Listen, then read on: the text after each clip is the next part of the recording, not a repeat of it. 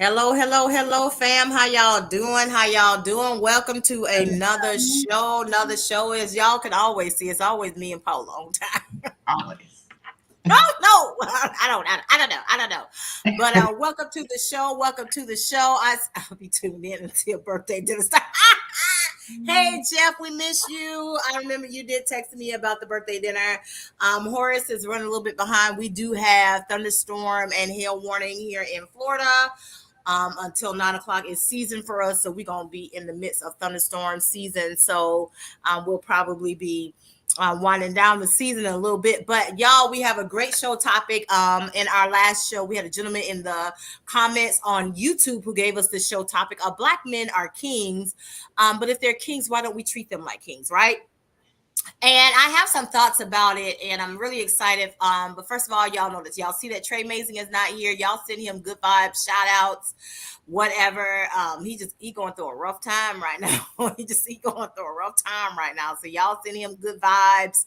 Um, but back to the show topic: Black men are kings. I think that we live in a time that everybody has a different definition of what that looks like, and so I think that the reason why we see inequity in how, and basically the contradiction, I'll say this, between our words and action when it comes to saying that black men are kings, but actually treating them as such has everything to do with how we view them. And I think generationally, there's different perspectives on what kingship looks like, right? Um, some of what the younger generation call kingship, I, I I don't know what that is. I'll look at some of these people like I don't even know who that is, let alone what you're talking about. I don't see it. I don't see it. So I think that a big part of it has to do with um, perspective, right? And what people think a king is and what it looks like. And so, Paula, what are your thoughts? What does it look like to you? Because girl, Yeah, I've actually been putting some thought into this, and I think one of the key words that you mentioned is definitely perspective. And I want to add, that perspective is created by experience. So, mm-hmm, and the other thing is, like you said, what does a king mean to you? Like, what is your version of a king? And I think there's a lot of perspective that we have to consider. And the two things that came to my mind earlier today is, you have the perspective, and I'm just going to speak of the actual men and how they show up, right? So you have some men who say, I'm a king, I should be treated as a king. However, they're showing up in Joker energy, right? They think they should be treated as a king regardless of their behavior, regardless of their character, just because they're a man. Then you have those right, men who are showing up in king energy. They're not perfect. However, they're showing up in their king energy. They're showing up in life doing their best, but they're not receiving that respect where they're just like, what, I just woke up today and I'm being disrespected for no good right, reason, but I'm being disrespected because I'm a black man. So you right, have two right. totally different things. And I think we have to definitely draw the line between the two. But unfortunately, people that have dealt with the jokers project their experience, project their pain on those who are truly showing up as kings. And I think a lot of Right. times those who are showing up as kings, they're feeling that and they're frustrated with it. Right. Right. I agree. This did it for me, y'all. I'm sorry. I was saying y'all keep showing up with Joker energy. I can't even get past that because that was like fire. But it's the truth, though. I think that that's exactly what we're seeing, and if we have to pin it that way, that's exactly what we're seeing in a lot of ways. And I think that that is part of the challenge. Is, you know, in their mind. Here's the challenge. I think that people have perspectives in their mind about who they are. And those videos where they say Instagram versus reality? Hmm. I think a lot of these people are living in the Instagram version of who they think they are. Yes. But the reality is you're not. And it's not or it's not translating that way. And so I think that that is why we see that now. By by no means do I feel like it's an excuse to be disrespectful. But I do think if you woke up on the wrong side of the bed, throwing shade at people Mm-hmm. and feeling like, oh, okay, I got big king energy and I got this and I got that, and you walking around with little peen energy That. on the inside because you're projecting. Mm-hmm. That's a different situation. So I think that, sometimes we have an expectation, and when that expectation is not met, then what ends up happening is we get these contradictions, we get this fight, we get this battle between men and women, right? In particular between Black men and Black women. And so there are some who have an arrogance about them that in their mind it's just like, I'm the king. No, no, Right. no. Show me, what is it about you that's kingly, right?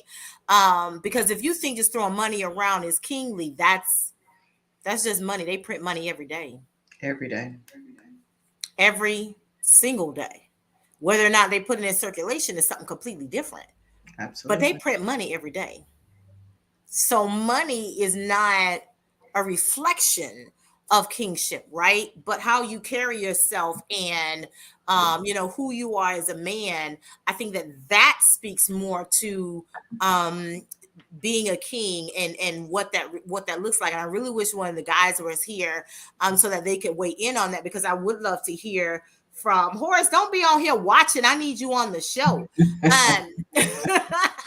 Taking notes Because before he comes on. right.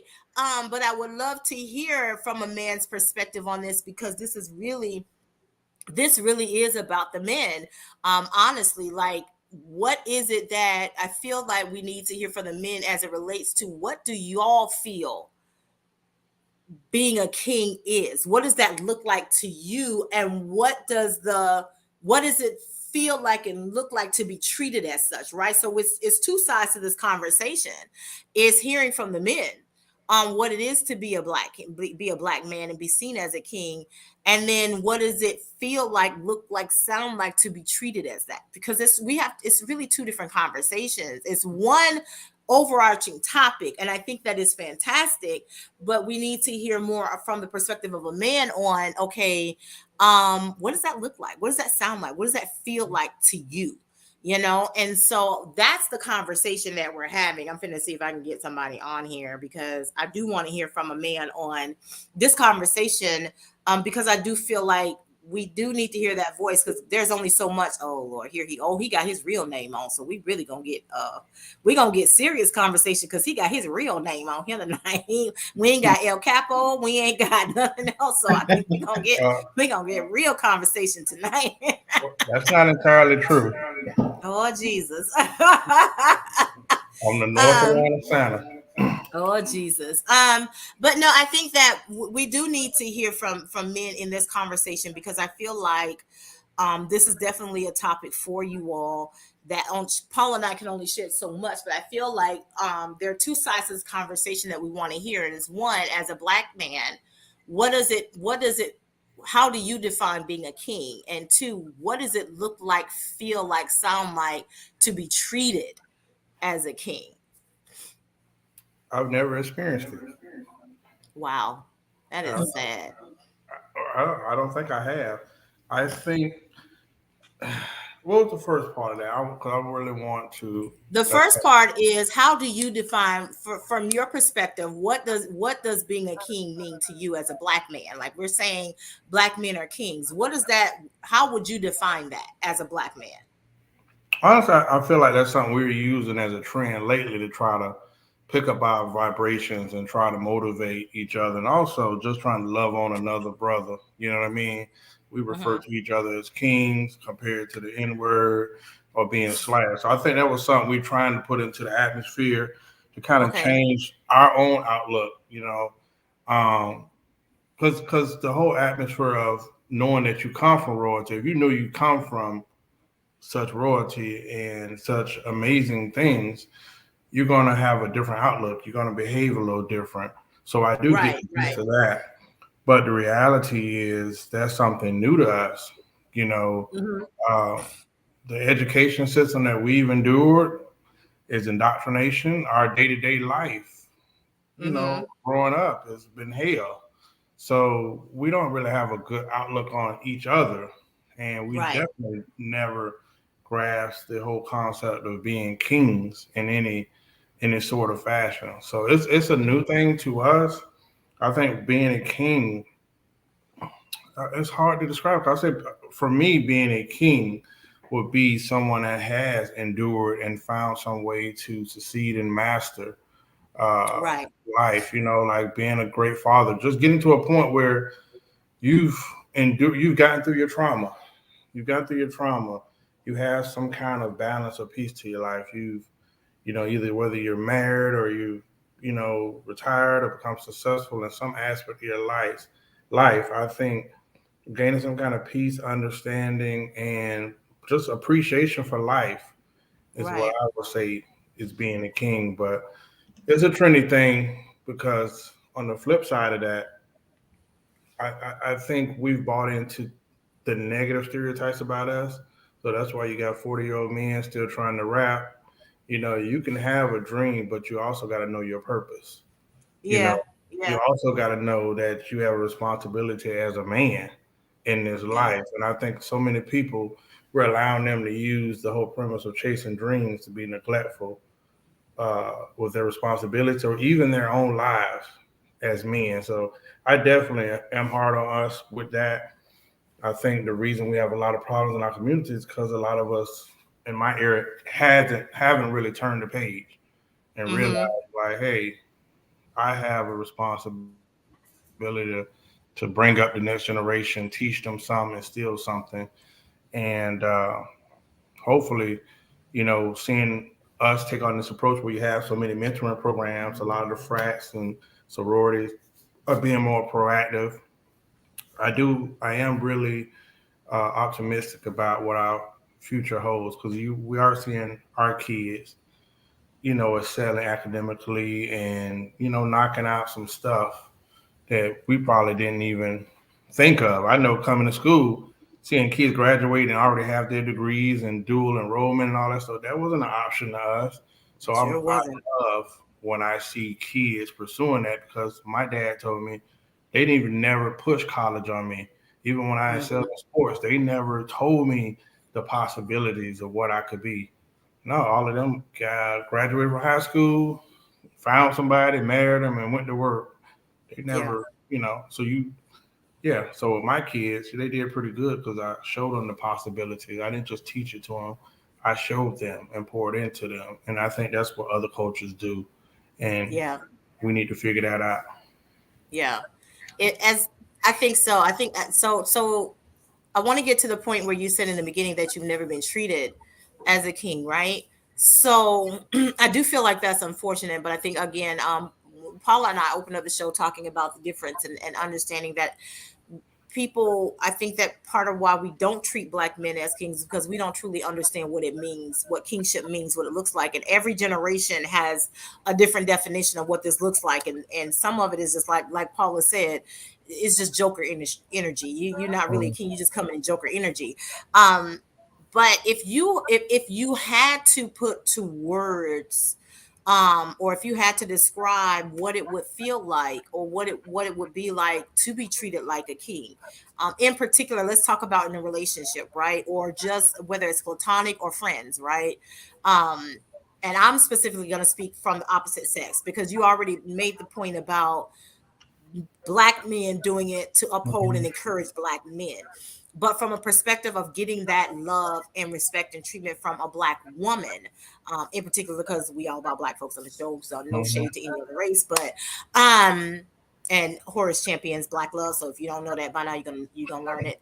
Um, what does that look like? Like, what does that feel like? If you could put it in words, if you could describe it, what would that look like? Like, what does that feel like? Aside from saying, "Okay, be my peace," what does that look like? Because I think that we hear stuff like "be my peace," "be that man's peace," or da da. Da. And we talked about this before in previous episodes about being peace and what that looks like. But in particular, when it comes to treating a person like a king, um, beyond, like Candy said, it's beyond just doing your, like, if you a parent, don't feel like you got to get some special balloon treatment and celebration for being a parent.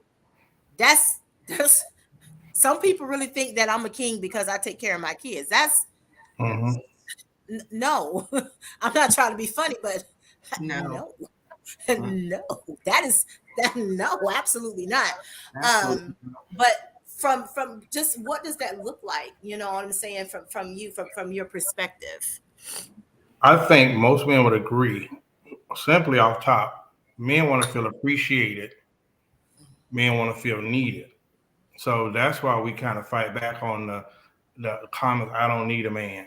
You know, like a man wants to be needed. And if we care about you, we want to be the one that's going to do XYZ for you. Before you can Right, brag and say, my man did, like, I want to be that person. So right, appreciation is one thing, but a man also wants to feel trusted. I want to right. feel trusted.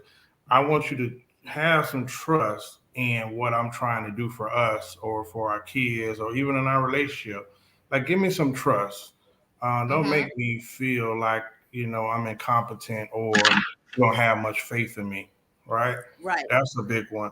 And my word, most times in a household, a man wants his words to be respected. You know, Yeah. maybe sometimes you're not going to see how I feel, but I want you to respect how I feel for that moment. And, Right. because I always tell people when we talk about emotional intelligence on a show I just did, when a man feels safe with you, he's going to Yeah. open up, he's going to trust you, and he's going to be vulnerable. We're taught not to be weak. We're not taught most men are not even taught to trust women. But when we love you and Yeah. we get anchored inside of you, you're going to see him feel safe enough to open up. You're going to see him safe enough. He's going to start trying to evolve. You're going to see him try to grow. And he's going to share some things with you about his childhood, his Yeah. fears, his dreams, his goals. You'd be surprised what that man will give to you. And once he anchors down in you, he's looking for you to help him grow. Like he sees you as a real partner. So, Yeah.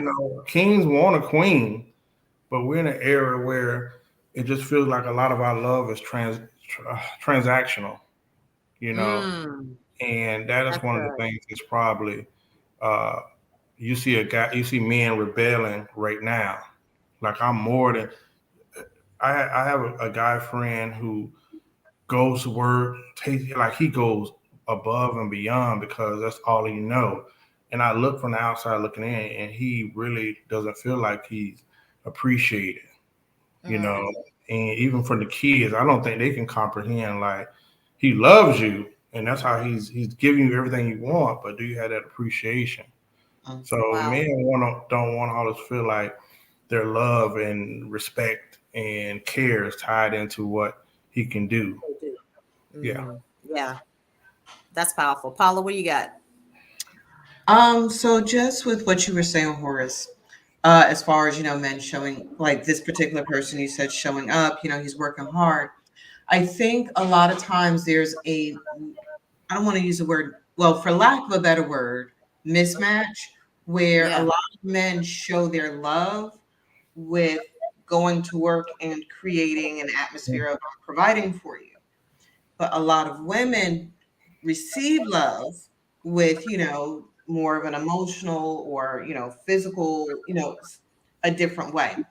And I think a lot of times that's the gap. But I also feel like uh, a lot of that comes with just our culture, with how men are taught to, Mm-hmm. here's their role. This is your role. This is what you're supposed to do. Mm-hmm. Because they're taught this a lot of times by other men or their elders. They think the woman's going to receive it, Mm-hmm. where Hmm. that woman's not necessarily taught that's what love is. That's what a man does, but that's not love. And I think a lot of times there's that missing communication or expectation of what's given versus what's received. And I feel like, especially now that we're in a place in this world where we are coming in touch with our feelings, we're understanding the importance of being emotionally connected in relationships. It's not a transactional thing. It's not just a business, contract. There is love. Like, people don't have to get married in order to get out of the house. They can choose. It's an option. There's a different expectation in place, at least for women, where for men, they're still in this, well, I'm supposed to provide and I'm doing this. Not knocking it at all, because my father was that man. And because of his provisions, it put me to where I am, where I can grow even more. So I'm definitely appreciative of that. However, I do see that missing link. Yeah. Can I I think that respond we to that? are, hold on. I think that Paula, you both made a very good point. I think that we are living in a time where especially with social media, we have traded love for transaction, or we've made it seem like love is all about what you do and not who you are, because love is an action but it's not a function, and we've made it a function and confused that function with action. No, because, and again, on the previous show we talked about love languages, right? And I think, Horace, that's pretty much what you were getting to is men, you've got to learn to communicate your way of loving to that man in a way that he can receive. So if his love language is touch, I don't care if it's just rubbing his head or just rubbing his back or touching him. You've got to communicate in that way, and we can't force people to respond the way we want them to just because that's not our love language, right? If somebody's love language is serving or giving, and that may not be your primary, that may not be your love language, but if you want them to understand that you love them, you've got to communicate it to them in that way, so that we get beyond like what you and Horace are saying about transaction. And I think that lost in translation is that understanding. But I think that a big part of it is you can't walk where you've never been. And that's another part of Horace's example is if you don't know it, you can't receive it, you can't honor it because it's uncomfortable, it's foreign, and you don't know how to move in that space. And because of that, a lot of people are fumbling. This is the real bad that you're fumbling. You fumbling really good relationships because you don't know how to act, you don't know how to respond in it because it's foreign, it's uncomfortable, it's not toxic, but it's really good in this space, but you don't know what to do with it. Go ahead, Horace. To your point, I want to say I pretty much feel like I'm a great person now as far as in a relationship, right? But I wasn't that person 10 years ago. So I always give credit to my ex-wife in hindsight because we did she introduced the 5 love languages and emotional intelligence stuff that I couldn't even receive then. But she was so redundant to with it till at some point you start to absorb it. But to you have to look at how a man is raised. Men are Yeah. raised like pit bulls, right? We're raised not to be emotional. Being emotional is weak. And hell, even in some broken places, broken homes, men will teach another man that being too loving on a woman, all this is weak. You're a sucker, Yep. you're a simp. And I mean, my dad was, being Dr. Hughes talking about, my dad was a piece of work, but and you know what he taught me? He ain't asking me about school or nothing. Are you having sex? How many chicks you got? And I was like, wow. So and That was that, and he is not lying, y'all. He is not exaggerating. He is not exact. And a lot of the guys that we grew up with, that was their reality. That was a real routine question. It wasn't about nothing other than how many girls you bagging. It was like street cred. it was so. But the honest part about it, my dad was a real pimp. Like he was a real pimp at doing it for a long time. And then I had to go back and look at my dad and then his dad. My granddad ran away when he was 12 from home. His mom, most people have a grandma that's loving and all that. Hell no, that woman was one of the meanest people you ever. Don't touch her, don't give her a hug, none of that stuff. My granddad was like that. Like no matter the love, don't he was a provider. You ain't want for nothing. But as far as hugging, I love you, dad, none of that. He would punch you, like get away from. Yeah. So he gives that to my dad. So I'm looking at what they could give me. They didn't have much to give me, but broken Right. pieces of themselves. And that's why once I recognized it, I fought hard to make sure, I broke that cycle. But, as far as emotions, my 20s and 30s was being like, it's so hard. I want people to understand being a man is hard. And then introduce being a father when you don't even know how to be a man yet is a complex thing. So no, I'm just trying to keep pay these bills, keep a roof over my head. I don't have time to indulge in my emotions and all of that stuff. It wasn't until I got money that I had some time to say, okay, let me start figuring some things out. When I got divorced, I didn't date for 2 years because I was like, let me see me. Let me go in here, and being home by yourself, you have a lot of time to, meet yourself. But a lot of men don't have that luxury. And some men aren't courageous enough. I'm going to say people. Some people aren't courageous enough to say, what was my part in this relationship that went wrong? What did I do wrong? What's my flaws? So the emotion part is maybe men like myself talking to other brothers and say, being open enough to say, hey, we were taught wrong. My brother Zale said that we were taught so wrong, but once you know better, you do better. And that's probably the disconnect with men. The Black Superfriends had a great show Monday night talking about emotional intelligence and emotions, and it's great seeing men. If you don't catch it, it's on Monday nights at 9:00 on Facebook. And you can catch the replay. It's on YouTube and everything. But I think that was a great show, and it takes a lot of courage and boldness to be transparent and vulnerable about emotions, especially men. And you're talking about 4 Black men, like grown Black men in different parts of at different stages of their lives, but talking about emotions and emotional intelligence and the importance of that. And I think that is what's missing in the conversation about Black men being kings. But aside from that, say and understand that's a really good safe space for Black men to congregate and have conversation really about stuff that affect Black men. But I think that conversation was powerful. And if you're anything like me, I'm weepy, so it'll bring tears to your eyes because it's a beautiful conversation. It's a beautiful thing to see. Black men having conversation about their emotions, because like Horace said, if you're not raised to get in touch with your feelings, or in this day and age, if you a Black man and you in touch with your feelings, you got to be all kinds of this, that, and everything else other than who and what you are, because everybody got a label, right?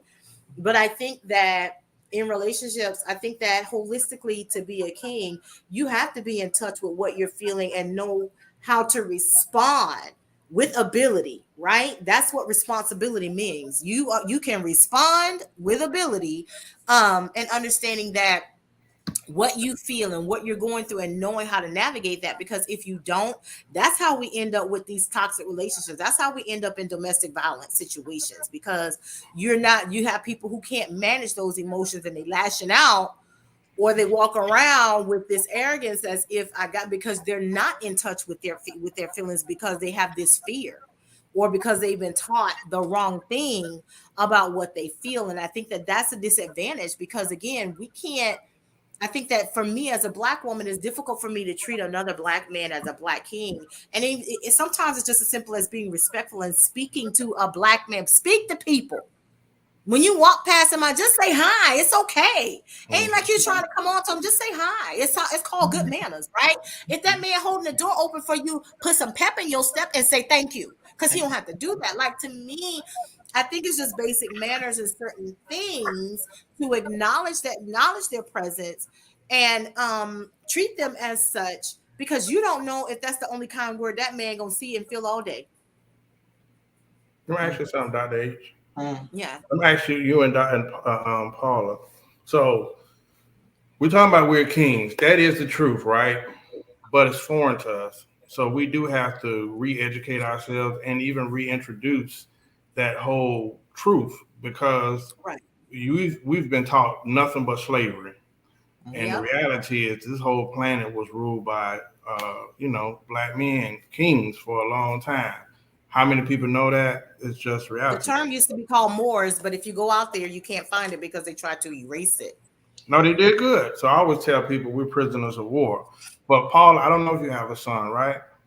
And so you have a son. So you can have a son and you can build him up as a mother, right? And pour into him and be a great mother.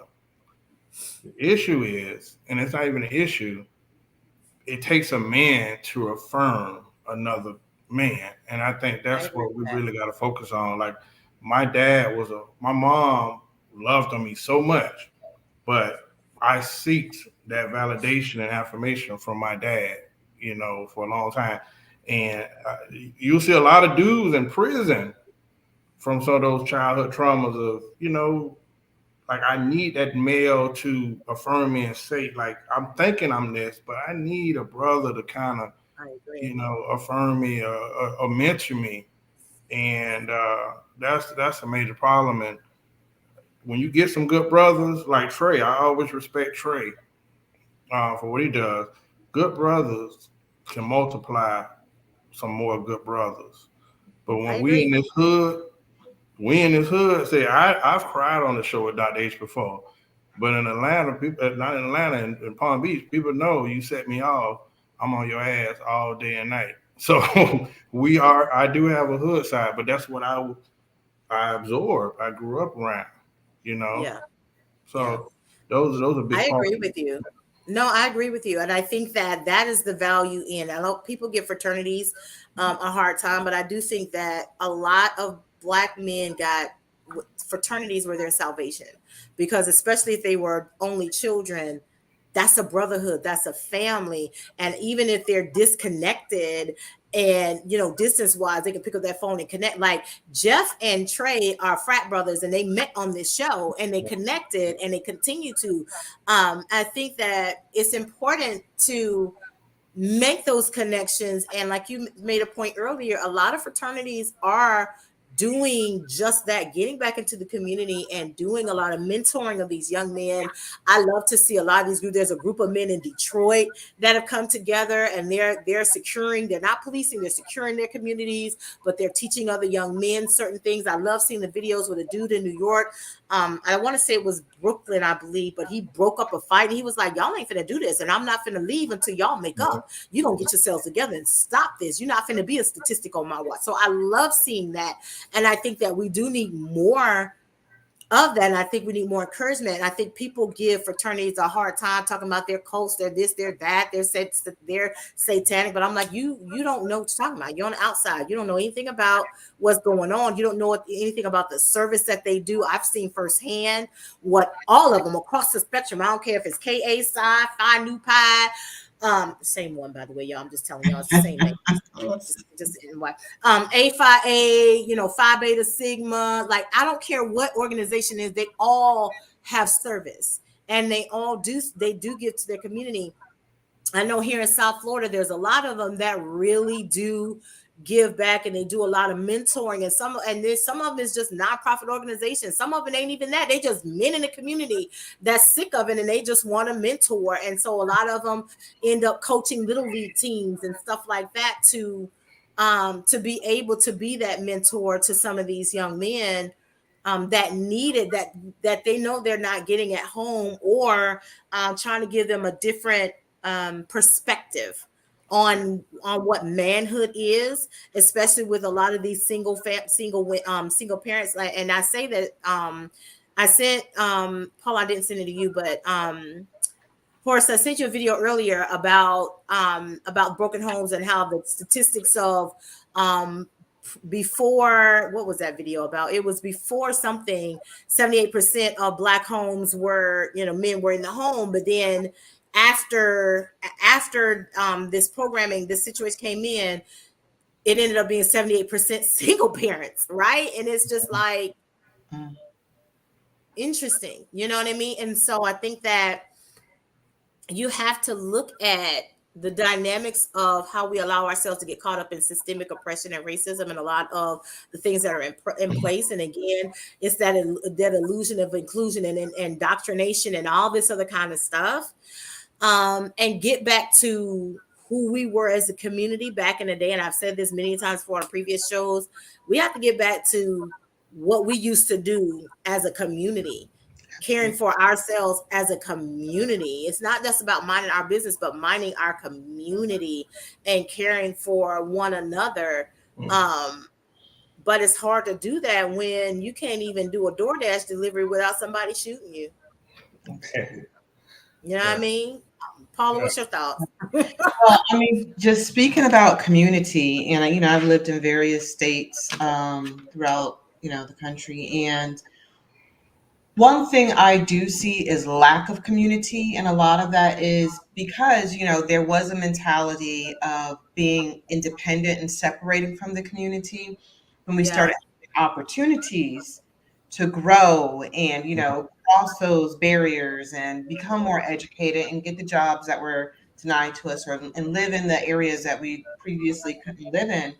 So, like when you say the illusion of inclusion, Mm-hmm. I also feel like, we contributed to breaking out of those communities. And you have some people who believe in giving back, but then you have those who just totally separate, go on, they create their, immediate families, and then they move on. And a lot of them do have the illusion of inclusion, unfortunately. But I feel like that broke the mold when it came to community.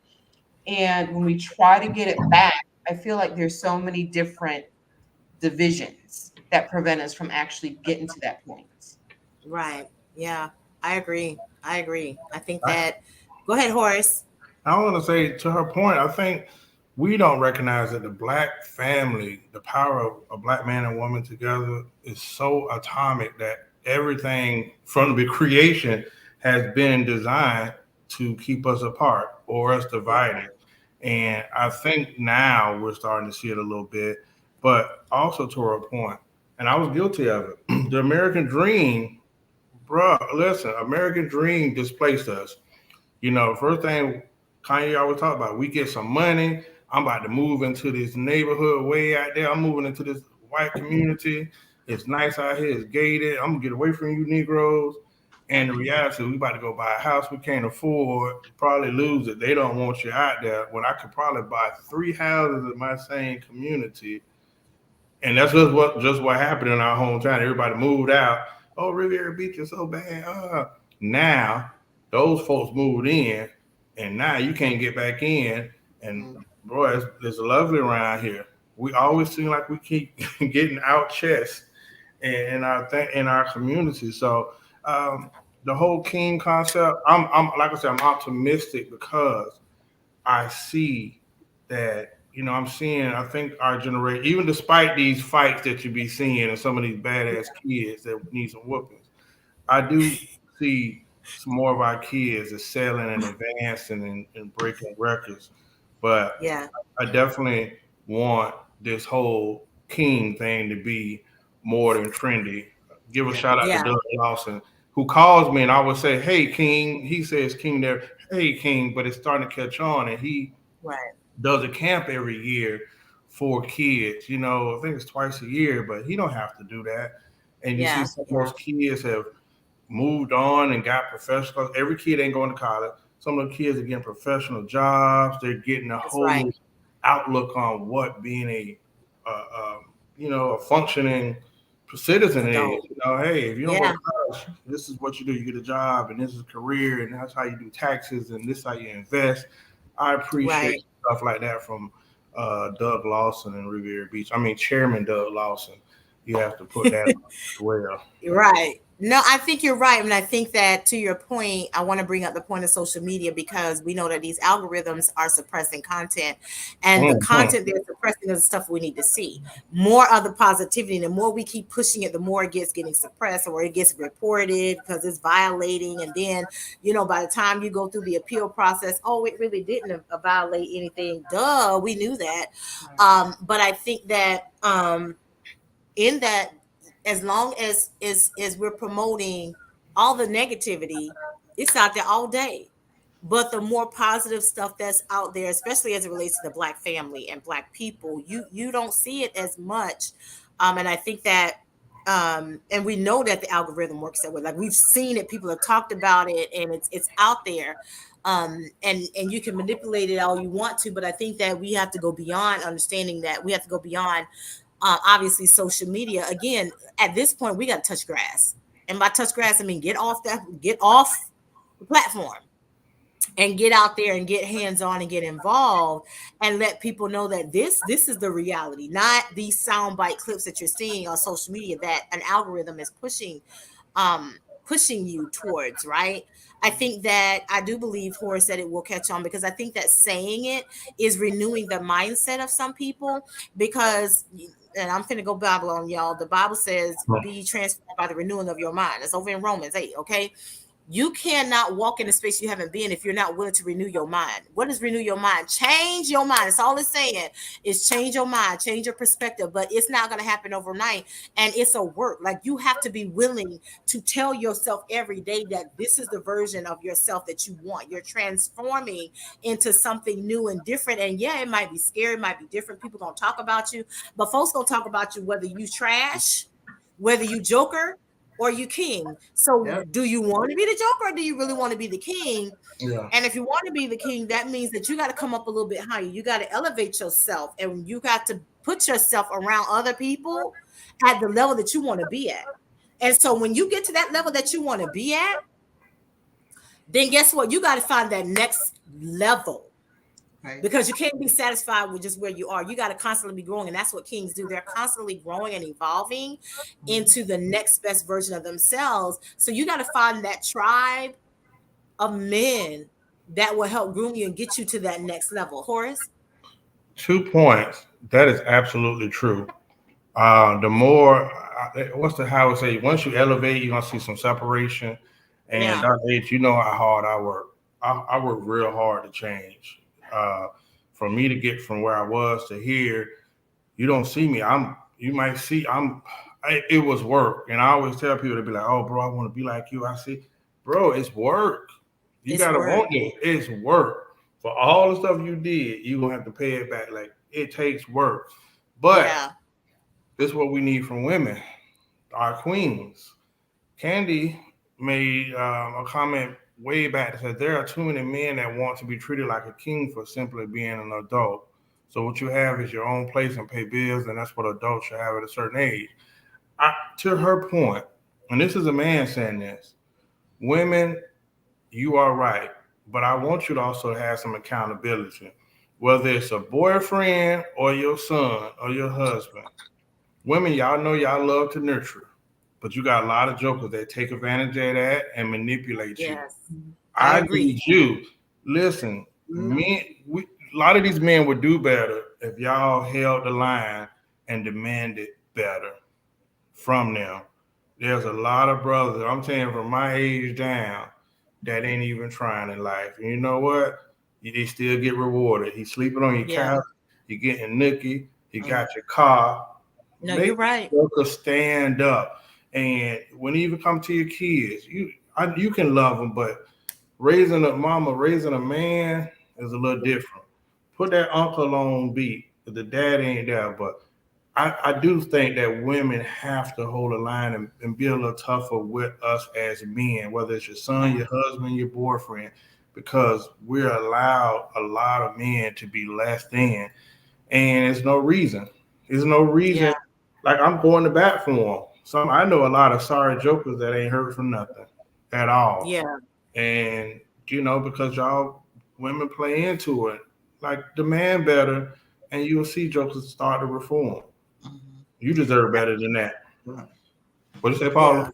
I got a question about that. So I agree with you about, women need to be held accountable with having their standards. I totally believe in that. I'll teach you all day, up, down, left, right.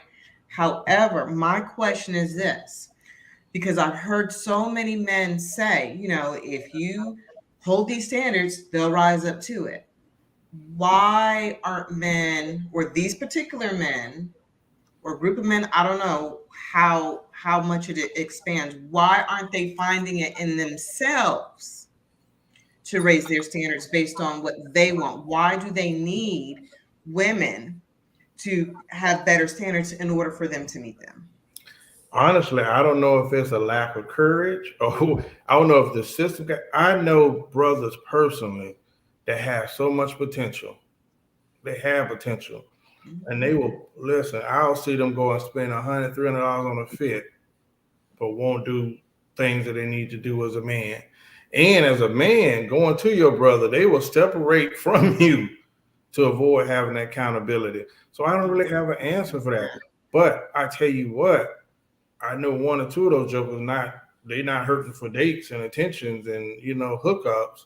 And I'm saying then women be disappointed with, like, do you see who you intertwine with? Like I'm saying that even as a man, like I can't really answer, but it's a lot of jokers that just don't want better. And that's probably what's hurting us more than anything. And the bad thing is they know they are so far from where they need to be that now they're pretty much giving up on even trying to establish themselves. I got a friend that all of us are retiring and not retired or whatever. Motherfucker ain't ever tried life. He on the scene, he partying. And I'm like, bro, 5-10 years, it's gonna hit you. You're gonna have a lot of these jokers that's gonna be sad, but I can't answer that, Paula. I stick with me. That's why my friend list and associates is dwindled down to almost none. If you ain't in the mortgage club at this age, I gotta look at you differently. Like what have you done with your life and your energy? But those are the dudes that at certain ages, you can't go off him selling you a dream. I want to do better, because we know a lot of them have these capes. You know what I mean? And a lot of good penises out here, not lacking no shelter. So if you allow that, just know the headaches and the tears that come with it.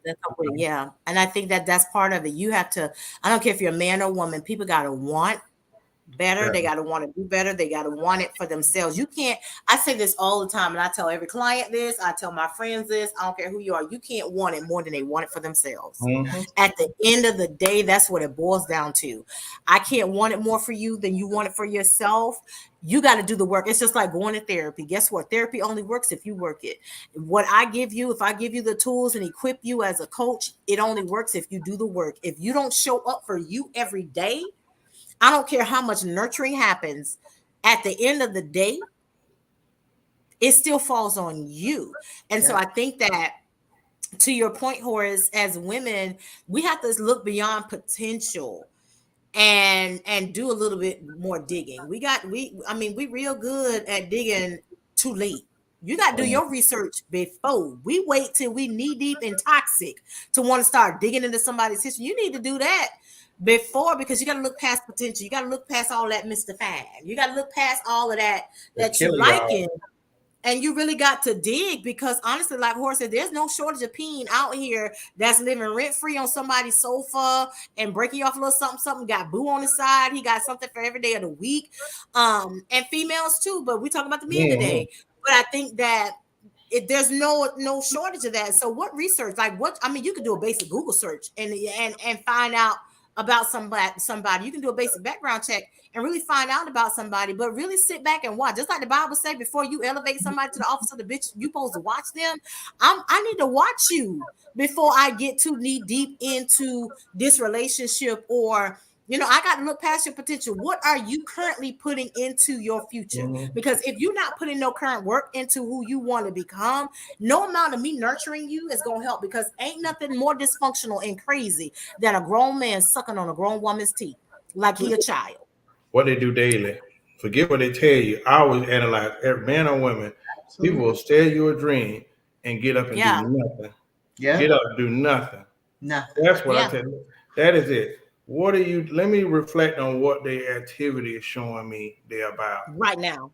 Mm-hmm. Yeah. And I think, to Clyde's point, it is hard for a man to change if they haven't been shown how to change. It comes down to role models. And I think part of the problem is it's not enough.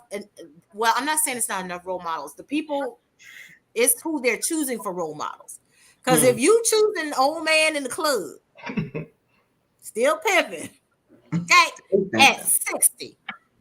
And I ain't talking about Silver Fox either. I ain't talking about Silver Fox. I'm talking about you. You get some social media. You know exactly what I'm talking about.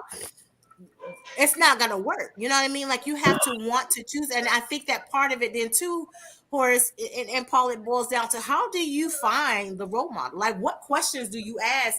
What do you look for in the role model. You got to look for what's going to make you better, because there's different levels of better. Let me be honest. Like, okay, if you want to come out the hood, you can't go from hood to GQ overnight. It's possible, maybe, but it's like a Pollyanna story. It's steps to this thing, right? There's an evolution. There's an evolution in all of us. Who I was last week isn't who I am today. And who I was 10 years ago is not who I am today. And I think that sometimes we see the end story. We see who somebody is now. But like Horace, you said, they don't know what you went through. They don't know the work that it took to become who you are, the man that you are right now. And the man you are right now is not who you're going to be next year or by the end of this year. Mm-hmm. It's work, but you have to want to do the work. But I think also, to Clyde's point, you got to find people to be your role model, and then that person got to want to mentor you, because at the end of the day, sometimes people don't want to be bothered, and you got to respect that, so you may have to get mentored from a distance, just watching people and doing the best you can. Go ahead, Horace. People using social media wrong, because people are looking at social media and taking 2 or 3 people, all the people on the planet, and they'll look at that person, right? But they don't see the behind the scenes stuff. Everybody wants this overnight stuff. People don't want to do no work. Listen, but then you have people that come along and give out game. As bad as people talk about TikTok, there are people on certain platforms that's every day giving out free game. Hey, you want to make money doing this? You can be a courier. Hey, go some work from free job. Hey, I was in a group with a bunch of cats on Reddit. We made a shitload of money doing stock tips. You know what I mean? The other day. So you can take somebody like Nipsey Hussle, who showed, like, y'all a fan of him, but this man also showing you and giving you the blueprint of how to do stuff. It's just a lot of people that's content on who they are. Like, they're not seeing like the day is today, but tomorrow. Yeah. But that's why I love Kev on Stage and Tony Baker and all of them, because Kev on Stage really showed his full backstory. Like, he don't just show you where he is and creating Kev on Stage Studios, right? He show you how this man was like, I was going to work 9 to 5 I was going to work every week. I was traveling on weekends, doing comedy shows. I would get off the plane and go straight to work at my 9 to 5, not even see my family. I would get off the plane, go to work, and be broke down tired. But that's what I did until I could do comedy full time. Like, people think that he just got here overnight. No, that man was working. He said it took him years doing comedy shows and getting on a circuit and traveling just to get out there and build up and get his name out there and doing them videos. He said he was putting videos on YouTube for the longest time, and one video went viral and everybody else went back and started watching his other videos. Yep. But all it takes is one. But he was putting out content regular. Like, it wasn't like it just showed up. He said it was just that. And I think you're right. People look at, again, this is where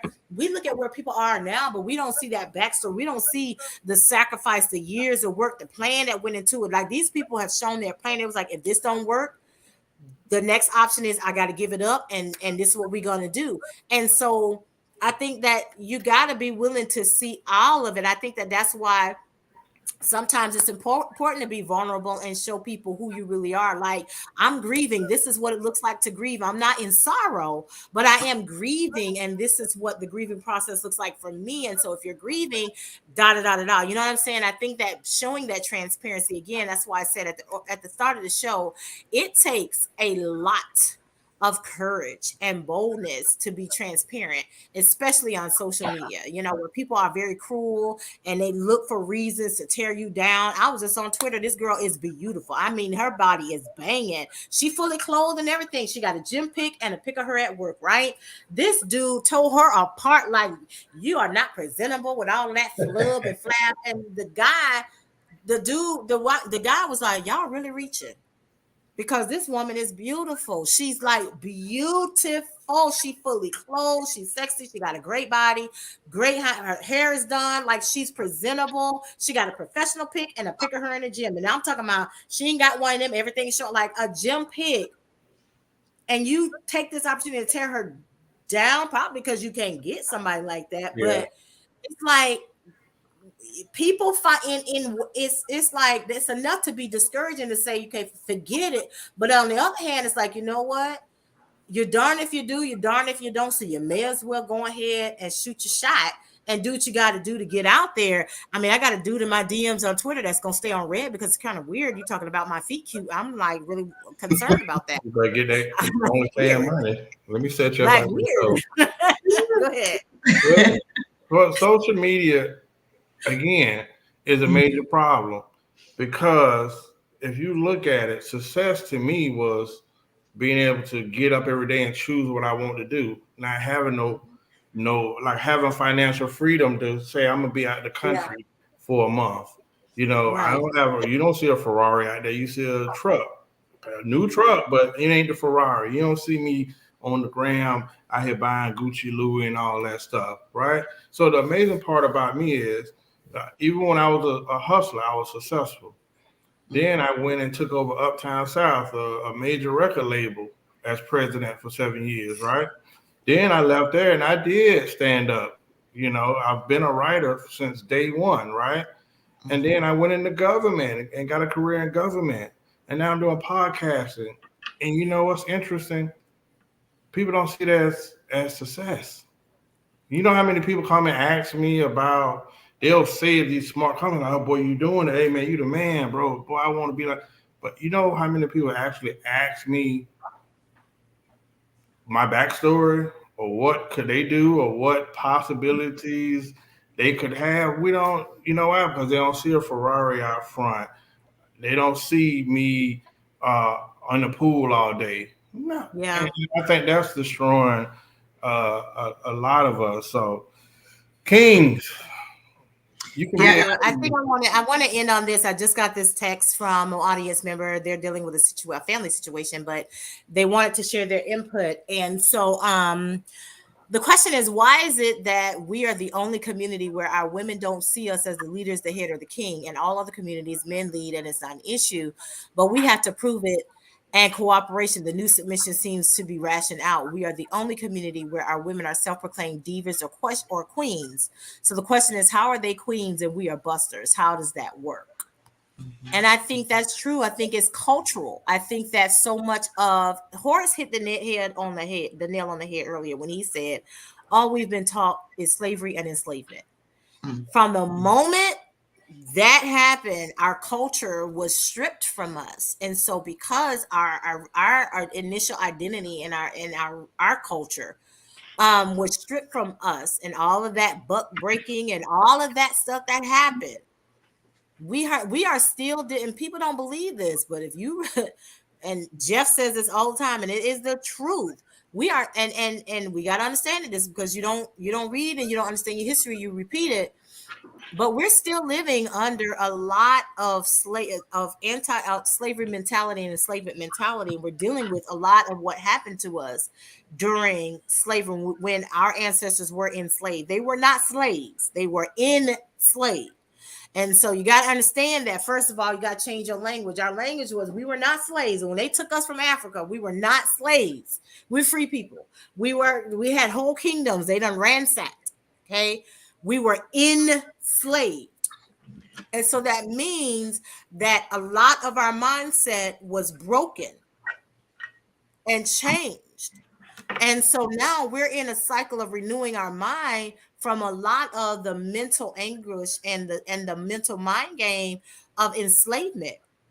And we're still under that. And so that's why a lot of times, like, a big part of that was to hate yourself. Yeah. And hate everything about our structure and our lordship and what made us regal in the first place. Back in the day, Black people especially, there were this race of generation, they were called Moors. They were the richest. And I'm talking about richest, the wealthiest. I mean, they had more money than the British Empire. And then they were erased. And you can't find nothing too much in history about them. Why? Because the term Moor means king. And every single one of them were what? Black. I want to answer that after Paula. I want to hear Paula's thought. So, She's wind back and try to do it right here. Yeah, this is a thought that's been like hanging in my head for like the last 5 minutes. So when it comes down to it, and this is something I teach all my clients, right? And the very first thing you have to do, if you want better, is make a conscious decision. Mm-hmm. The problem is we are led with our subconscious mind. That's where that ego is. It determines like 90% of our thoughts, our feelings, our beliefs, and everything, right? So at some point, something has to happen where you get sick and tired of yourself. Mm-hmm. And then you make Mm-hmm. a decision. And the problem that I'm seeing is that conscious decision is not being made to want to do more. That's the first step. That's before you're deciding what you want to do, who's going to help you learn, and everything. And I feel like that decision point is not happening. And I mean, and like you said, there are people on social media. I see the men all the time who are giving free game, whether it's finances, relationships, health, Yep. whatever, because I find them all the time. And I'm like, I take notes, Yep. and I apply it to myself as well as, what I do as an individual and everything. So I'm just like, we're in the age of information. We have knowledge at our fingertips. AI is blowing up, so now it's like it's there. Mm-hmm.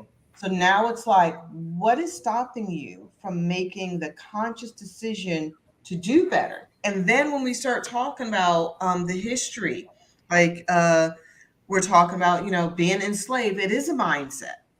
However, we're still at a point where it's like you can see that there is potential. You can see you can do something different. There are people who look like you doing something different, and no, it's not going to happen overnight.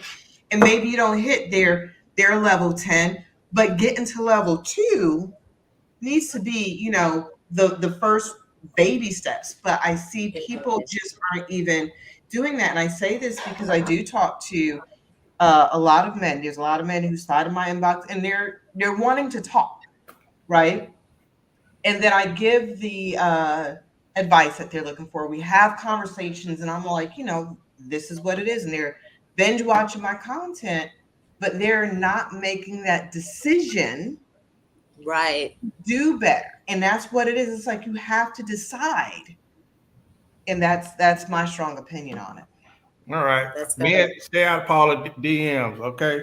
Step out of there. So, listen, I want to answer that question because I don't think we give the thing called white supremacy enough credit because people think white supremacy, we think about KKK. White supremacy is a big blanket, and Yep. we don't understand. I always say when I use this in talks, I always say we're prisoners of war. The Black family being united is so powerful that every social war has been launched against the Black family being united. From slavery, for them taking the baby and separating, killing the man or, raping the wife and separating the kids and all that, breaking the family up. But then you come to the biggest one, the Welfare Act. When they came in and they gave subsidies, but the man can't be in the home. And it's hard as hell in America. And a lot of people made that choice and went with the subsidies. And now the man's displaced. Now he's paying child support. So now he's double working. And he angry with the system, taking it out on the mother and the kid because he can't be there because I'm under all this pressure. And I feel like she get off the hook. And then you go to the next one, which is just controversial, the college to jail ratio, where you do see all my sisters going to college, getting a double master's and all that stuff. And then you see the focus of the social engineering is trying to put our Black men, boys, in jail, from elementary all the way up. So we going to jail, y'all going to college. And when we got to jail, you were here, I'm there. And that empowerment and that achievement to the wrong mind, it don't work. You don't see value in me, and you see me as like, why you couldn't do all these things? You shouldn't have went to jail. Why you don't have your degree? I'm out here making all this money, but then you got the last one, reality TV. everybody's out here putting on for the camera. I want to be glamorous. I want like it really to me shows where more people looking for validation and attention. I see some of the loneliest people put on every day for the internet or reality TV. Everything they doing is, oh, I'm over here, I'm over here in Bali and we're on vacation and and no man. Like what she's saying is actually the opposite. Lonely as hell, but she's projecting this image. And I know I endure where I've met people that's telling me what I need to do to get with them. And I'm like, I'm not trying to get with you, but at the same time, shit, what kind of Jedi mind trick do you have? You fine as hell, but I don't even want to be around you because you don't have any character. You don't have no depth. Right. You don't have any goals. You don't even have anything that's going to feed me, character and soulfully. So those things I think we overlook. The social warfare that has been on us. And we see that, we can appreciate what both men and women go through, but we don't talk about it enough. Mm-hmm. Yeah, I agree. That's powerful, and I don't find no other way to close out than that because that was it. But I will say to the point, to Horace's point, that he said earlier about there's no shortage of peen going around, just like there's no shortage of women throwing coochies out like it's throwing coochie around like it's coupons, like it's Double Coupon Tuesday. Mm-hmm. And so, just like in our last conversation about passport bros, and when the girls be out there in these vacations, going to Jamaica, talking about girls trips in Jamaica, getting all of these mud massages, getting international peen and all kinds of carrying on, coming back with all kinds of STDs and trying to figure out why you're burning and why things are happening and all this other kind of stuff. You ain't know nothing about that man, but you let it go on up in there. You're doing stupid stuff. You're making dumb decisions. So you're not acting like a queen, but you want to talk about queen, adjust your crown. Where? You never had it on in the first place. So I think that in this conversation about Black kings and the question to the text that I got about queens, about Black women self-proclaiming ourselves as queens and divas, I think that you have to understand that the term diva is not always a good thing, especially in the way that we're projected as. In some regard, it does mean excellence, but we're not seeing that. We're seeing it on the other end of the spectrum where you're throwing tantrums and, it's got to be all this other kind of stuff. I do think the social engineering was a big part of it, Horace. And so that was a powerful way to close it. But I just did want to throw that point in there about, it's not that, Black women, we got to get ourselves together and come up because we want men that we don't qualify for. And I said what I said, and y'all going to be mad at me. Amen. And I'm probably going to be canceled from here to next year. And I don't care, but you want a man you don't qualify for. And so we'll see y'all in 2 weeks on May 10th for the next Black Ass Conversation. And y'all gonna be in my DMs, and I don't care. But the reality is, you want somebody you don't qualify for, and that's why you can't call him a king, and you can't treat him like that because you're not a queen, and you don't know how to create a castle for that. So, but we thank you all so much for joining in tonight in this conversation. It was very important to talk about Black kings, Black men being kings. But more importantly, how do we define that kingship and what does it look like to treat them as such? I do think that there's so much of disconnect. Paula has some great points. Y'all bring in Joker energy, talking about you a king, but at the same time, there's such a disconnect on communication, on what that looks like, what it is. Each generation has a different definition of what this king thing is. Clyde, thank you so much for your comment about having mentorship and having role models. I think that's a big part of it too. So we talked about a lot of different things. Y'all go back and watch this show, like, share it, have watch parties and talk about it. This is the kind of show you really need to talk about. We had a show a couple years ago about Black men leading, and Reginald, thank you so much. He gave us that topic. And so we got a great show coming up in 2 weeks. So y'all, thank y'all so much for tuning in to another episode of Black Ass Conversations. We'll see y'all in 2 weeks. Catch y'all next time. Thank you.